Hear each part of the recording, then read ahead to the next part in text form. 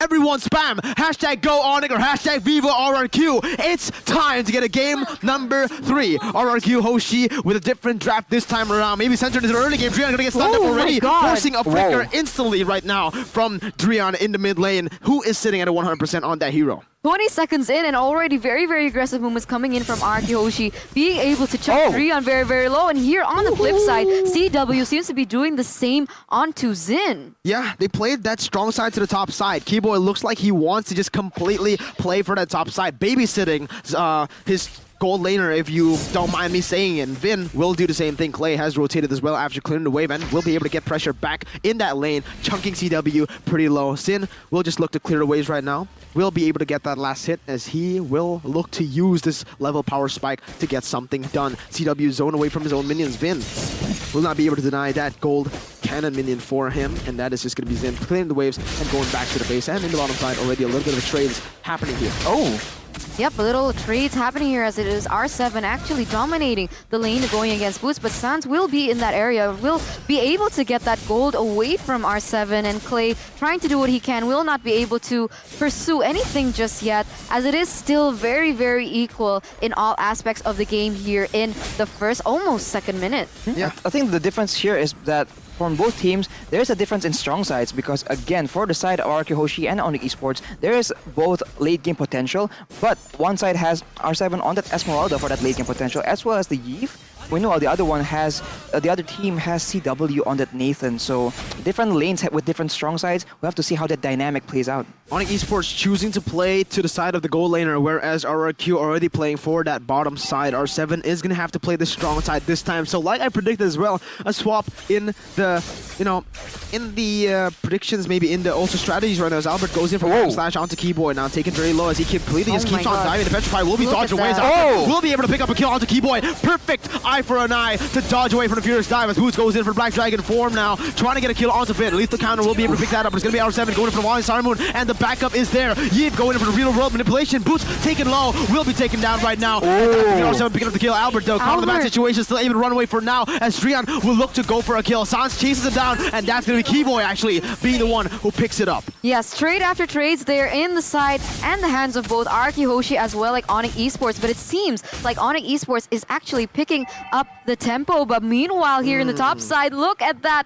Both of them actually have to recall as they both get very low. So we're just gonna have to see what is going to happen in the next few minutes, as it seems like the turtle has already spawned in the Land of Dawn. And as you can see here, Sans trying to pick up that lethal. Vin will be trying to take that away from him, but unfortunately will not be able to do that just yet. Yeah, Sans already going for invades right now, no win a position, but it's gonna be Vin. Actually, he has time offended, might be able to get this, but it is just gonna be Sans walking away Arashi.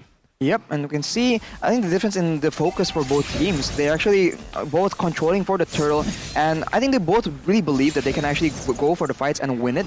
So we'll have to see. Right now, there's a lot more emphasis on ONICS Esports, again, to try and babysit the Nathan. So RQ does have the advantage to try and get control here, and it does seem like they're going to secure the first turret, and they might move on with that and actually go for a play down because on the bottom lane. Yeah, finally a change of pace here for the side of RRQ Hoshi, as they are completely just playing for the early game right now. Very different from game number 1 and game number 2, where they just want to scale around with the marksman junglers. Now they finally pick up an assassin for themselves. The Benedetta for Albert will mean that they will have a little bit more pressure here in the early game with the help of Yves and Ruby as well. It is going to create some sort of like, they're going to be able to get a lot of things done as R7 goes in for Simon to run away. Retribution comes in as well from Sans, but R7 will still be able to run away from that one as RRQ will go in for the mirror play in the top side.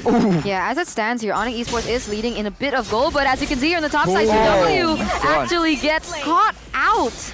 Oh man, Mirko. That's what I said, man. RRQ Hoshi using this draft, using the Benedetta to a very good extent. They want to play proactively on the map. They don't want to just wait for ONICS Esports mistakes. They want to be the ones active, making ONICS Esports to, forcing them to make the mistakes here in the game. And that is exactly what they do, what they're doing right now with the draft. Using the Clint to win the lanes, actually is able to withstand in a 1v2 lane. Very well played by them, getting that Clint pick. I really like it for now. And Xin has been able to actually scale as well as CW. in that lane. But CW has a slight gold lead as he was able to get the full turret gold in that top side. Yes, a little trade there then from both sides. So one goes for the turret, but honestly, one knows that they were able to take that turtle away and will be able to do so as well. So 5 minutes in, ONICS Esports is still leading in gold, still maintaining that gold difference. But honestly, they have to be very, very careful looking. Because it seems like Vin as well as Clay are looking for a pickup. And look at the damage coming in from Clay so early in the game. Yeah. The poke damage from RRQ from Clay is huge as he has finished up that Ice Queen wand. This is going to be really good coming into the turtle fight. Right now, as ONICS Esports already playing very aggressively onto R7, but there is already a rotation to the bottom side. Phantom Slash being used. It's going to be the Holy Baptism used to get Albert away from him. But look at that. R7 actually wins in the 2v1 now. Real world manipulations to literally just force them outside of their own turret. But Sans now, in the midst of everything, lethal counter attack next. That's going to be Albert picking up the kill. Boots now, in the midst of everything as well. Trying to go in for the Furious Dive. Will be able to go in, and that's going to be Boots almost outplays Albert, but he is going to go down as well. ONICS Esports now getting a 2-for-1. I mean, RRQ getting a 2-for-1, as it is going to be ONICS Esports losing out. But look at R7! The flicker falling Simon does not connect, and ONICS Esports will be the one picking up a kill, but no. R7 still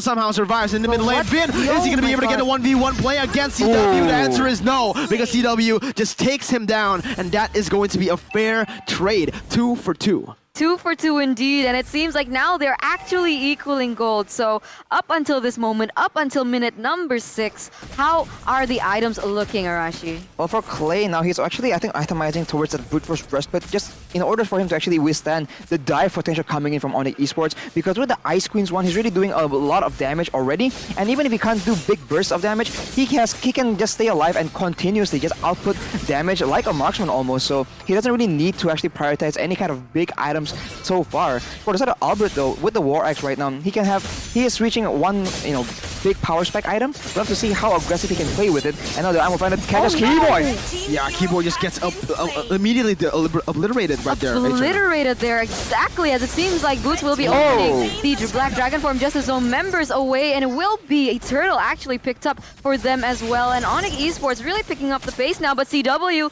has to be very, very careful as the real world manipulation has been popped off, and CW barely escapes with his life. Sin goes in for the flicker play, actually very greedy of him, but it is actually out of range, unfortunately. But with that play, they will be able to get, they secure a turret there in the top side, but already a conceal. Maybe they don't want to go for objectives. This is the RRQ we know, man. Sans is going to be the target, instantly reads the situation and backs off immediately. On Esports, they do not want to be caught off guard by RRQ's engage. They do get a turret anyways in that top side, though. Yeah, really, really clean plays coming in from ONICS Esports up until now. It seems like they actually can read the move is coming in from RRQ Hoshi, as it seems like RRQ Hoshi was looking for something there, but will not be able to get anything just yet, as they are waiting in the bush, waiting for a proper engage, trying to pick someone off, but they don't want to do anything that they cannot commit to, as it seems like Vin was looking for a pick off onto Keyboy, was not able to put anything on that person just yet,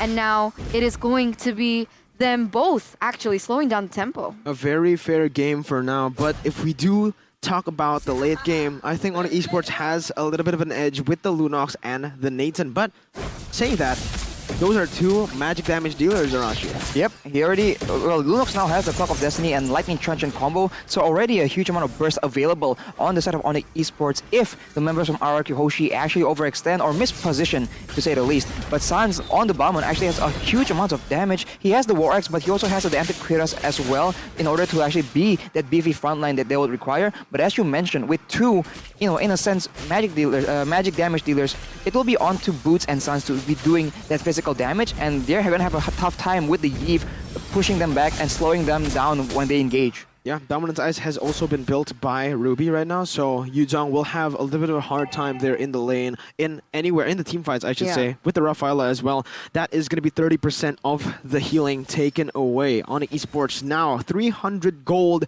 lead for the side of RRQ. Sans is alone, going in for a Little Wanderer. Unfortunately, will not be able to get that down, as RRQ are just looking for the setup for the Lord. They've been so proactive with the map, and look at that. Seven goes in for the falling Starmoon play all the way to the backside. Vin goes in for Diamond Pendant. Unfortunately, does not connect onto CW, and just like that, two ultimates burned right before the Lord. Yeah, 2 Ultimate Spirit, and this is not what RRQ wants at the moment, as it seems like ONICS Esports are actually a bit more ready for this upcoming Lord fight, and it seems like they will be setting up that way, but Vin already looking for a pick-off maybe, even though there was nothing there for them to take. But look at R7, Falling Star Moon just escape, but oh my god, he gets bursted, obliterated out of the land of Dawn. No. Did you see what Keyboy did? What? He predicted the Falling Star Moon with the Holy Baptism, man. That was beautiful. Insane. Man, anyone would have missed that one. That was crazy. That was literally crazy by Keyboy. What a beautiful play. And that's going to secure them the objective, the actually good play right there from the side of ONICS Esports. Oh my god, insane plays coming in from Keyboy, as it will be ONICS Esports actually having